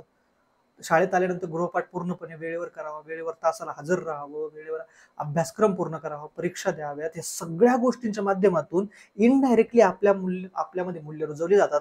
आणि ती मूल्य म्हणजे एक प्रकारे लॉ अबाइडिंग सिटीजन, जेणेकरून उद्या फ्युचरमध्ये जाऊ आपण कायदे पाळणारे विद्यार्थी तयार होतो. ठीक आहे. हे झाला मराठी त्याचा अभ्यासक्रम. मग आता काही स्टेटमेंट्स आहेत जे की क्वेश्चन म्हणून पण आली होती. ठीक आहे. पहा, पहिले, the aim of teacher should be to build character, human values, enhance the learning capacity of the children through the technology, and build the confidence among the children to be innovative and creative, which in turn will make them competitive to face the future. म्हणजेच काय, शिक्षकाचे एकमेव उद्दिष्ट असले पाहिजे चारित्र्य घडवणे, विद्यार्थ्याचं चारित्र्य चांगलं करणे. आणि शिक्षकांकडे चारित्र्य नसेल तर मग हे निकष आहेत का? तुम्हाला विचार करा, टीचर रिक्रुटमेंट मध्ये आज नाही, जो जास्त पैसा देईल तो झाला टीचर, किंवा माझ्या ओळखीचा आहे मग झाला टीचर, किंवा एखादी टीईटी एक्झाम आहे, ती एक्झाम आहे त्याच्यामध्ये ऑब्जेक्टिव्ह आहे, गोल केले झाला टीचर. ते गोल तुक्क्याने बरोबर आले तरी. So knowledge cannot be the only test. See, ह्या गोष्टी ना ग्रॅज्युएशन लेवलला नाही इम्पॅक्ट पडत, की ग्रॅज्युएशन मध्ये प्रोफेसर्स कोणते, त्यांच्याकडे नॉलेजच इम्पॉर्टंट आहे, तिथं नॉलेज बेस्ड असल्या पाहिजे. But particularly primary teacher recruit करताना you have to testify with the character. त्यासाठी इंटरव्ह्यू असलेच पाहिजे. मानवी मूल्य तंत्रज्ञानाद्वारे मुलांची शिकण्याची क्षमता वाढवतात. सो त्यांनी काय सांगितलं, इम्पॉर्टन्स सांगितलं की मानवी मूल्य किती महत्वाचं. सो मानवी मूल्य तंत्रज्ञानाद्वारे, जर तुमच्याकडे मानवी मूल्य असेल आणि तुम्ही जर सायन्सचं एज्युकेशन शिकत असाल तर सायन्स विथ ह्युमॅनिटी असं म्हटलं जातं त्याला. सो मानवतावादी विज्ञान असं म्हटलं जातं त्याला. सो सायन्स शिकताय तुम्ही, पण तुमच्याकडे मूल्य आहे तर तुमची शिकण्याची क्षमता वाढवतात, इनोव्हेटिव्हनेस वाढवतात, कल्पकता वाढवतात, आणि पुढे जाऊन तुमच्याकडे नाविन्यपूर्ण आणि सर्जनशील होण्याचा आत्मविश्वास निर्माण करतात. सर्जनशील म्हणजे एंटरप्रेनर म्हणू शकतो तुम्ही, क्रिएटिव्ह म्हणू शकता, राईट. सो म्हणून त्यातून तुम्ही काहीतरी नवीन रिसर्च करू शकता, डेव्हलपमेंट करू शकता देशासाठी एक्सेट्रा, जे की भविष्यात तुम्हाला अगदी स्पर्धात्मक बनवेल, तुम्हाला एक कॉम्पिटेटिव्ह बनवेल, जे की तुम्हाला हेल्प करेल फ्युचरमध्ये एक्सेल करण्यासाठी. If a country is to be corruption free, next statement या, हे स्टेटमेंट कुठे वापरायचे, एसे मध्ये वापरायचे आणि तुमच्या केस स्टडी मध्ये पण वापरू शकता तुम्ही. If a country is to be corruption free सांगितलं, आरटीआय सारखे केस आली, करप्शन सारखे केस स्टडी आली, तर इथं स्टेटमेंट वापरू शकता तुम्ही. And become a nation of beautiful minds, ही सुंदर मनांचं एक देश बनवायचा असेल आणि तुम्हाला या देशातून पूर्णपणे भ्रष्टाचार परावृत्त करायचा असेल, नष्ट करायचा असेल, I strongly feel there are 3 की सोशल मेंबर्स किंवा societal members who can make a difference. की जर तुम्हाला सगळीकडे सुंदर मन असलेला देश निर्माण करायचा असेल आणि भ्रष्टाचार मुक्त करायचं असेल, तर 3 इम्पॉर्टंट सामाजिक घटक आहेत की ते याच्यामध्ये भूमिका बजावू शकतात, आणि ते म्हणजे तुमचे फादर, मदर आणि टीचर, तुमचे पालक आणि तुमचे शिक्षक. हे तुमच्यामध्ये ते घडवून आणू शकतात. म्हणून मी सांगितलं, there are many coaching classes, many institutions, many private colleges, schools there are, but there is lack of teacher, a good quality teacher आज नाही आहेत. जिथं आहेत गुड क्वालिटी टीचर, तिथे कमर्शियलायझेशन व्हायला लागले. ठीक आहे. सो एखाद्या देशाला भ्रष्टाचार मुक्त आणि सुंदर विचारांचे राष्ट्र बनवायचे असेल तर मला असे वाटते, म्हणजे अब्दुल कलामांना असं वाटतं की 3 प्रमुख सामाजिक सदस्य किंवा घटक हे बदल घडून आणू शकतात. ते म्हणजे तुमचे आई, तुमचे वडील आणि तुमचे शिक्षक. सो त्यांचा एवढा इम्पॉर्टंट रोल आहे की देश घडवण्यामध्ये त्यांची काय भूमिका असेल ती या प्रकारे. मग रिकमेंडेशन केलेले, शाळेमध्ये जर व्हॅल्यू वाढवायचे असेल तर काय, एक तर व्हॅल्यू बेस्ड एज्युकेशन, मूल्य आधारित शिक्षण. शिक्षणामध्ये मूल्य आधारितच चॅप्टर डिझाईन केले पाहिजे, सिलेबस डिझाईन केला पाहिजे, क्वेश्चन डिझाईन केले पाहिजे. क्वेश्चन, आज पण माझं म्हणणं आहे, ऑब्जेक्टिव्ह टाईपच्या क्वेश्चनला माझा विरोध याच्यामुळे की त्याच्यातून तुमचं कोणत्याही प्रकारे पर्सनॅलिटी कळत नाही. मुलं आजकाल एवढे स्मार्ट झालेत की 4 मधून 2 कसे एलिमिनेट करायचे माहित झालेत, कारण त्याचे रिलेटेड नसतील, ट्रिक शोधल्यात भरपूर साऱ्या. राहिले 2 पैकी 50-50%. तो का लावायचा? आखला बरोबर तर आला, आठवलं तर आठवलं, लॉजिक लावलं तर लॉजिक लावलं. यातून काय कळतंय, तुम्ही कसे पर्सन. डिस्क्रिप्टिव्ह मधून कळतं तुमची लिहिण्याची पद्धत, तुम्ही कसा विचार करता, एसे सारख्या गोष्टी पाहिजे. ठीक आहे. डिकन्स्ट्रक्टिंग द रॉंग व्हॅल्यूज, ज्या चुकीच्या व्हॅल्यू त्या बंदच करायला पाहिजे. हळूहळू तुम्ही त्याच्यावरती घाव घालत चालले पाहिजे, डिकन्स्ट्रक्ट केले पाहिजे, त्या बंद करत. पण त्या दृष्टिकोनातून आपलं काही पावलं दिसत नाही. आपण काय करतोय का? जेंडर गोष्टी नुसतं बोलतोय, जेंडर इक्वेलिटी पाहिजे, जेंडर इक्वेलिटी पाहिजे. काय केलं गव्हर्नमेंटने अवेअरनेस क्रिएट करण्यासाठी जेंडर इक्वेलिटी बाबत? पहा कॉलेजेसमध्ये कुठे जेंडर इक्वेलिटी, की ठरवलं की 50% कॉलेजेसमध्ये प्रोफेसर मुली असतील, मुलं असतील, ठीक आहे, किंवा नाही, मग रिझर्वेशन द्यायचं का? नाही, रिझर्वेशन नाही द्यायचं. जोपर्यंत त्या मानकांमध्ये बसत नाही तोपर्यंत रिक्रूट नाही करायचं. किंवा सपोज रिक्रूट केलं, पण त्याच्यानंतर तुम्ही काय प्रमोट करताय जेंडर जस्टिसच्या नावाखाली, की जेंडर बायसनेस नाही शो केला जाईल. उदाहरणार्थ, आणि हा बिलीव्ह मी, हा जेंडर बायसनेस तुम्ही कुठे जा, इव्हन मी स्वतः अनुभवलंय आणि स्वतः ऐकले सुद्धा युट्यूबवर. एका ठिकाणी सांगत होते पर्सनॅलिटी डेव्हलपमेंटला, आणि ज्यावेळेस मी मॉक इंटरव्ह्यूला ट्रेनिंगला गेलो होतो ना, त्यावेळेस पण सांगितलं होतं, तुम्ही सुंदर दिसणं फार महत्वाचं आहे, अतिशय महत्वाचं आहे. आणि सुंदर, तुम्हाला माहिती, पोरं सुंदर दिसतात का कोणत्या अँगलने? नाही, मुली सुंदर दिसतात. सो राईट, सो एक नॅचरल इन्क्लिनेशन आहे मुलींना 4 मार्क जास्त देण्याचं इंटरव्ह्यू मध्ये सुद्धा, केवळ. आणि मी त्यात पण कम्पॅरिझन केलेलं, एक मुलगा, एक मुलगी आणि 2 मुली, याच्यामध्ये सुद्धा कम्पॅरिझन केले. जी मुलगी सुंदर असते जनरली ओव्हरऑल तिला जास्त मार्क, इरिस्पेक्टिव्ह ऑफ तिचे नॉलेज काय, थॉट प्रोसेस काय. डेफिनेटली इंटरव्ह्यूच्या स्टेज पर्यंत गेलेत म्हणजे नॉलेजला तोड नाही, याच्या दुमत नाही की नॉलेज त्या लेवलचं आहे, राईट. बट इंटरव्ह्यूला 4 मार्क एक्स्ट्रा पाहिजे असतील ना तर तुम्हाला सुंदर दिसणं मस्ट. सो ह्या ज्या गोष्टी आल्यात ना, जेंडर बायसेस, याबद्दल कुणीच बोलत नाही. सिंपल. जर तुम्हाला त्या पर्सनची पर्सनॅलिटी फक्त जर तुम्ही त्यांच्या बोलण्यावरूनच कळणार असेल, कारण का लेट सपोज तुम्ही म्हणताय की बायसनेस नाही, इंटरव्ह्यू मधून आम्हाला पर्सन पाहून जज नाही करायचंय की ते पर्सन सुंदर आहे की नाही हे पाहून जज नाही करायचं. ओके. ते पर्सन आम्हाला त्याचा कोणत्या ड्रेसमध्ये आलाय ते पाहून जज नाही करायचंय. ओके. मग ती पर्सन तुमच्या समोर कशाला पाहिजे तुम्हाला? ते वेगळ्या रूम मध्ये ठेवा, त्याला वेगळ्या रूम मध्ये बसवा, इथून प्रश्न विचारले जातील, दुसऱ्या रूम मध्ये त्यांनी उत्तर द्यायचे. तर रूम मध्ये तर बोलावं लागेल, नाही तर घरून इंटरव्ह्यू घेतला का मग पुन्हा चिटिंग येणार. पण तुम्ही दुसऱ्या रूम मध्ये जिथं काहीच नाही, मोबाईल नाही, काय नाही, काय नाही, आणि त्या रूम मध्ये फक्त माईक, आणि त्या उत्तरावरून जज करा तुम्ही ते उत्तर काय देतोय, कशा पद्धतीने देतोय. तुम्ही असं नाही सर, मग कसं कळणार खरं उत्तर देतोय? तेच तर स्किल आहे ना. तुम्ही इंटरव्ह्यूचा प्रश्नच हा आहे, म्हणजे तुम्हाला पर्सनॅलिटी डेव्हलपमेंट चेक करायचीच आहे. पर्सनॅलिटीसाठी माणूस समोर पाहिजे, ते माणूस समोर पाहिजे याचा अर्थ माणूस प्रेझेंटेबल पाहिजेच आहे, आणि प्रेझेंटेबल पाहिजे म्हणजे सूट बूट मध्ये, फिटनेस मध्ये, दिसायला सुंदर. सो ह्या गोष्टी ऑटोमॅटिक बायसनेस क्रिएट करतात की ज्या नसायला पाहिजे. ठीक आहे. सो ह्या व्हॅल्यूज तुम्हाला डिकन्स्ट्रक्ट कराव्या लागतील. दुसरी आहे हेट्रेड. आत्ताच RSSच्या हायर ऑफिशियल त्यांनी सांगितलं लिंचिंग चुकीची आहे, जे की मेनली काऊ लिंचिंग होती मोठ्या प्रमाणात इंडियामध्ये, राईट. पण ह्या गोष्टी चुकीच्या आहेत त्यांनी सांगितलं. सो हेट्रेड सारखे, पण आपणच आज ऍक्टिव्हली लिडर्सच, पॉलिटिकल लिडर्स हेट्रेड पसरवतात. याचं एक्झाम्पल मी ओपनली प्रोक्लेमली सांगू शकतो, प्राईम मिनिस्टर मोदीजी सारखं कोणीच नाही ज्या पद्धतीने ते हेट्रेड पसरवतात. हे माझे ओपिनियन बायस्ड असू शकतात, बट तुम्ही इलेक्शन मध्ये फक्त कम्पेअर करा. याला एक कम्पेरेटिव्ह अनालिसिस मध्ये एक ब्रांच आहे पॉलिटिकल सायन्सची, की ज्याच्यामध्ये त्यांचं काम फक्त एवढंच आहे की जे पॉलिटिकल लीडर्स होतात ना, इव्हन अमेरिकेमध्ये सुद्धा, त्यांचे फक्त स्पीचेस अनालाइज केले जातात. फक्त स्पीचेस काय एवढंच अनालाइज केलं जातं, की जे लीडर्स आहेत ते त्यांच्या स्पीचेसमध्ये कोणत्या गोष्टींबद्दल बोलतात, दॅट्स इट. एवढंच त्याचा पॅरामीटर आहे, आणि याचं अनालिसिस केलं जातं. ही एक सेपरेट ब्रांच आहे पॉलिटिकल सायन्सची स्टडीची, कम्पेरेटिव्ह पॉलिटिक्सची. सो तेव्हा जेव्हा ते अनालाइज केलं गेलं बऱ्याचशा शास्त्रज्ञांनी, आता पॉलिटिकल सायंटिस्टनी, तेव्हा लक्षात आलं कोण हेट्रेड पसरवतंय, कोण नाही, किंवा कोण जादा प्रमाणात हेट्रेड पसरवतंय. सो एम फेमस झालंय ह्या इलेक्शन मध्ये, मंगळसूत्र पासून तर म्हशीपर्यंत. मग ते एम काय, हे हेट्रेड तुम्हीच पसरायला लागले, तर कोणी बंद करणार आहे? तुम्हाला ते हेट्रेड कमी करावं लागेल, आणि ह्याची सुरुवात होते शाळेपासून. शाळेपासून कशी सुरुवात होते? जे कास्ट आहेत त्याच्यामध्ये लोअर कास्ट, अप्पर कास्ट, एकमेकांबद्दल एनिमिटी, रिलीजन मध्ये एलिमिटी, ह्या तुम्हाला गोष्टी कमी कराव्या लागतील. सो शाळेत सगळ्यांनी मिळून ईद सेलिब्रेट केलं पाहिजे, सगळ्यांनी मिळून दिवाळी सेलिब्रेट केली पाहिजे, सगळ्यांनी मिळून ख्रिसमस सेलिब्रेट केला पाहिजे, सगळ्यांनी मिळून गणपती फेस्टिवल सेलिब्रेट केले पाहिजे. तेव्हा पुढे जाऊन ती हेट्रेडनेस कम्युनिटी मधील कमी होईल. नेक्स्ट, कम्युनलिझम, जे की आता सांगितलं, और कास्टिझम. येस. नाहीतर एका कम्युनिटीचा दुसऱ्या कम्युनिटीला शिवाय देतोय, दुसऱ्या कम्युनिटीचा त्या कम्युनिटीला शिवाय देतोय, केवळ कम्युनिटी बेस्ड. आणि शाळेत झालेली भांडणं ही काय नॉलेज मधून किंवा त्यांना मोठं व्हायलन्स क्रिएट करायचा ह्या ऑब्जेक्टिव्हने नसतात, की किंवा त्यांचं कोणी ब्रेन स्टॉर्मिंग केलेलं आहे म्हणून. ते जनरली प्रॉम्प्टली आलेलं असतं, जे त्यांनी ऑब्झर्व केलेलं असतं सोसायटीमधून, right. Learn by the students can be deconstructed by inculcating the rational approaches. योग्य रीतीने तुम्हाला ती पद्धती अडॉप्ट करावं लागतील की जिथं कास्टचा फॅक्टर कमी होईल, रिलीजनचा फॅक्टर कमी होईल. Teacher acts as a role model for the students. Teacher has to set a high standard of moral behaviour. याच्याबद्दल आपण ऑलरेडी डिस्कस केलेलं आहे. Playful learning for inculcating the values. Playful learning असलं पाहिजे, म्हणजे काय, खेळीमेळीचं वातावरण म्हणतो आपण त्याला.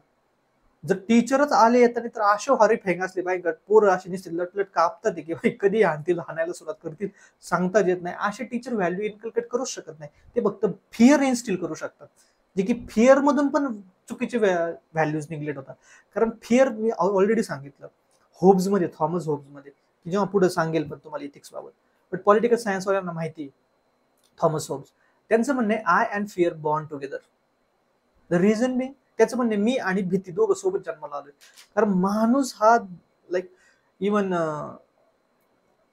मॅकॅली सुद्धा स्टेटमेंट सेम वापरलेले. Man is by nature greedy, avaricious, fearful person, selfish by nature. So fearful हे माणूस हे जन्मतःच, हे असं का म्हटलं जाते? कारण त्याचा फिअरचा कुणीतरी फायदा घेणार, याचा अर्थ ते निगेटिव्ह आहे. नेहमी फिअर मधून, त्या भीतीमधून तो स्वतःला प्रोटेक्ट करण्यासाठी चुकीच्या व्हॅल्यू डेव्हलप करण्याचा प्रयत्न करतो. म्हणून माणूस कधी फिअरफुल नसला पाहिजे, कधीच नाही. ऍटलीस्ट पॅरेंट्स पासून, टीचर पासून तरी नाही. त्याला त्याची भीती नाही वाटली पाहिजे. आता बरेचसे स्टुडंट म्हणतात, आणि मला म्हटलेले, जेन्युइनली म्हटलेले स्टुडंट, तुमची पाहूनच भीती वाटते आम्हाला. पाहून म्हणण्यापेक्षा म्हणजे लाईक तुमच्याशी बोलायचं म्हणजे भीती, मला भीती, मला कोणी घाबरायचं तुम्हाला आता सांगतो. स्टुडंट्स जे कोणी भेटतात, माझ्याशी इंटरॅक्ट करतात, मेसेजेस करतात, त्यांनी जरूर घाबरायचं जे सिन्सिअर नाही फालतू मला टाइम घेतात. फुकट कॉल करून काय चाललंय सर तुमचं, बरे का तब्येत नाही, या गोष्टीसाठी त्यांनी घाबरूनच राहायचे. त्यांनी नाहीच केलं तरी चालेल. जे सिन्सिअर आहेत ना त्यांच्यासाठी मी तेवढाच ओपन माइंडेड, त्यांच्यासाठी तेवढाच ऍक्सेसिबल आहे, तेवढाच इंटरॅक्टिव्ह म्हणजे ठीक आहे. असं सांगण्याचं उद्दिष्ट काय की फिअर सारख्या गोष्टी नसल्या पाहिजे, त्यासाठी त्या टाईपची पॅरेंटिंग असली पाहिजे, टीचर हे वातावरण सगळं खेळीमेळीचं असलं पाहिजे. यातून कोणत्या व्हॅल्यूज इनकल्केट होतात? फेअर प्ले, की प्रामाणिकपणे वागण्याचं, बायसनेस नाही, नेहमी आपला तटस्थ म्हणण्यापेक्षा पण एक न्यूट्रल भूमिका नेहमी तयार होते, की कुठून बायसनेस नाही, राईट. ऑनेस्टी तयार होते, प्रामाणिकपणा, धाडसीपणा येतो. नेहमी लक्षात ठेवा, भीती आणि धाडस हे अपोजिटच टर्म आहेत. तुमची भीती गेल्याशिवाय तुमच्यामध्ये धाडस येणार नाही काही गोष्ट करण्यासाठी. आणि आपले पॅरेंट्सना काळजीपोटी भीती इन्स्टिल करत असतात, टीचर सुद्धा. भले त्यांची ती काळजी असते पण त्या काळजीतून भीती येत असते. मी म्हणत नाही त्यांचं चुकीचं आहे, कारण त्यांनी ते सर्कमस्टन्सेस आपल्यापेक्षा बेटर पोझिशन मध्ये पाहिलेले आहेत, त्यांनी समाज पाहिलाय, त्यांनी एक्सपिरियन्स केलेला, सो त्यांना आपली काळजी आहे. म्हणून ते नेहमी म्हणत असतात, हे नको करू, नको बाबा त्याच्या नको ना, त्या गोष्टी नादात नको पडू, हे नको करू, ते नको करू, कारण त्यांची काळजी आहे. बट त्यातून ती इन्स्टिल होत असतो फिअर, भीती, की कुणी काय बोलत तरी आपण शांत राहतो. याचा अर्थ असं नाही की प्रत्येक वेळेस उलट बोलायचं, बट समाजात अन्याय होताना पाहिलं तरी आपण त्याच्या विरुद्ध बोलायला तयार नाही, कारण आपण घाबरतोय. आणि घाबरण्याच्या एक्झॅक्ट ऑपोजिट वर्ड करेल धाडसी. तुम्ही भिले नाही, अन्याय असेल तर डेफिनेटलीच नाही भिले पाहिजे, धाडसीपणा दाखवला पाहिजे. लाईफमध्ये रिस्क नाही घेतली तर काहीच नाही मिळवलं असं म्हटलं होतं, ठीक आहे. दुसरं एक कॉपरेशन, सहकार्य कुठून येतं? भीतीमधून नाही येत. सो ते असे जे व्हॅल्यूज आहेत तुम्हाला ते टीचरनी इन्कॉर्पोरेट केल्या पाहिजे, त्या खेळीमेळीच्या वातावरणात तयार होतात, तरच एकमेकांबद्दल कॉपरेशन, सहकार्य देखील येतं. दुसरं हॉलिस्टिक अप्रोच. हॉलिस्टिक म्हणजे काय? परिपूर्ण एक प्रकारे तुम्ही पद्धत घेऊ शकता. परिपूर्णता, परिपक्वता म्हणा किंवा परिपूर्णता म्हणजे की सगळ्या अँगलनी बघायचं, की सोसायटीसाठी काय इम्पॉर्टंट आहे, त्या पर्सनच्या वैयक्तिक विकासासाठी, इंडिव्हिज्युअल पर्सनल डेव्हलपमेंटसाठी, पर्सनॅलिटी डेव्हलपमेंटसाठी काय इम्पॉर्टंट आहे, देशासाठी काय इम्पॉर्टंट आहे, या सगळ्या हॉलिस्टिकने विचार करायचा. सायन्ससाठी काय इम्पॉर्टंट आहे, सिलेबससाठी, त्याच्या एम्प्लॉयमेंटसाठी. अशा प्रकारे तुम्हाला सिलेबस, स्टडीज आणि ते करिक्युलम असला पाहिजे. टेक्नॉलॉजी आणि व्हॅल्यू एज्युकेशन मी ऑलरेडी सांगितलं. तंत्रज्ञान आणि मूल्य शिक्षण हे अपोजिट आहे, परस्पराच्या एकमेकांच्या विरोधी आहे, हे बघणं सोडून द्यावं. टेक्नॉलॉजी कुठेच सांगत नाही की तुमच्यामध्ये मूल्य नसली पाहिजे. रादर टेक्नॉलॉजी हे सांगते की जर तुमच्याकडे टेक्नॉलॉजी आहे, नॉलेज आहे, मूल्य नाही तर हे घातक आहे. सो तुमच्याकडे मूल्य आहे तर तुम्ही ती टेक्नॉलॉजीचा इथिकल यूज करणार आहे. सायबर टेक्नॉलॉजी बद्दल तुम्हाला नॉलेज येतं, तुम्ही सायबर वॉल तयार कराल, प्रोटेक्शन, ज्याला आपण एनपीएव्ही प्रोटेक्टर एटसेट्रा म्हणतो, व्हायरस प्रोटेक्टर म्हणतो, अँटी व्हायरस म्हणतो. सायबर तुम्ही विंडोज अशा प्रकारे डिफेंडिव्ह चांगल्या प्रकारे तयार कराल, रादर दॅन द व्हायरसेस तयार करण्यापेक्षा. सो दोन्ही गोष्टी ना, बायोटेक्नॉलॉजी तर तुम्ही एका साईडला बायोटेक्नॉलॉजीच्या माध्यमातून असे करोनासारखे व्हायरस तयार करू शकता, दुसऱ्या साईडला व्हॅक्सिन्स तयार करू शकता. सो सेम आहे ना, तुमच्याकडे मूल्य कोणती हे डिसाईड करतं ना, कारण सायन्स सेम आहे दोन्हींचं मधलं पण. सायन्स काही चेंज नाहीये. काय काय सेम सायन्स आहे, की लेट सपोज एक व्हायरस आहे आणि त्या व्हायरसचं काम आहे इन्फेक्शन क्रिएट करणं. आता तो व्हायरस मी जर जिवंत व्हायरस सोडला आणि त्याच्यापासून एक केमिकल बनवलं तर तो झाला कोरोनाचा व्हायरस. तोच तोच व्हायरस घ्यायचा आहे मला, फक्त त्याला डेड करायचंय आणि जेणेकरून तो कल्चर करायचा आहे, जेणेकरून तो व्हॅक्सिन डेव्हलपमेंट करेल. सेम आहे लाईव्ह अटेन्युएटेड व्हॅक्सिन्स. सो दोन्ही पण टेक्नॉलॉजी सेम आहे, फक्त मूल्यांचा फरक आहे, ठीक आहे. असो, नेक्स्ट. सो हे झालं role of education and role of a family in inculcating the values. त्यानंतर रोल ऑफ सोसायटी, ते मात्र नेक्स्ट लेक्चरमध्ये पाहू. आता नेक्स्ट लेक्चरमध्ये कशासाठी, कारण मी इथं ब्रेक घेतोय, बट नेक्स्ट लेक्चर सुद्धा आजच पडेल आणि तुम्ही ते आजच पाहायचं, म्हणजे ज्या दिवशी हे लेक्चर पाहाल ना त्याच दिवशी पुढचं लेक्चर लगेच बघा, तरच उपयोगी, ठीक आहे, नाहीतर उपयोग नाही. ठीक आहे, थँक्यू. इफ पॉसिबल झालं तर मी आजच टाकेल, बट शक्य नाही होणार असं वाटतंय मला. ठीक आहे, ट्राय करूया आपण टू द बेस्ट. शक्य झालं तर मी ते आजच टाकेल संध्याकाळपर्यंत, नाही शक्य झालं तर उद्या हरकत नाही, तुम्ही उद्या बघा, हरकत नाही. तो थोडासा अगोदरचा पार्ट पण मी कव्हर करेल, ठीक आहे. So thank you. आपण थांबूया ह्या सेशनमध्ये इथंच. थँक्यू.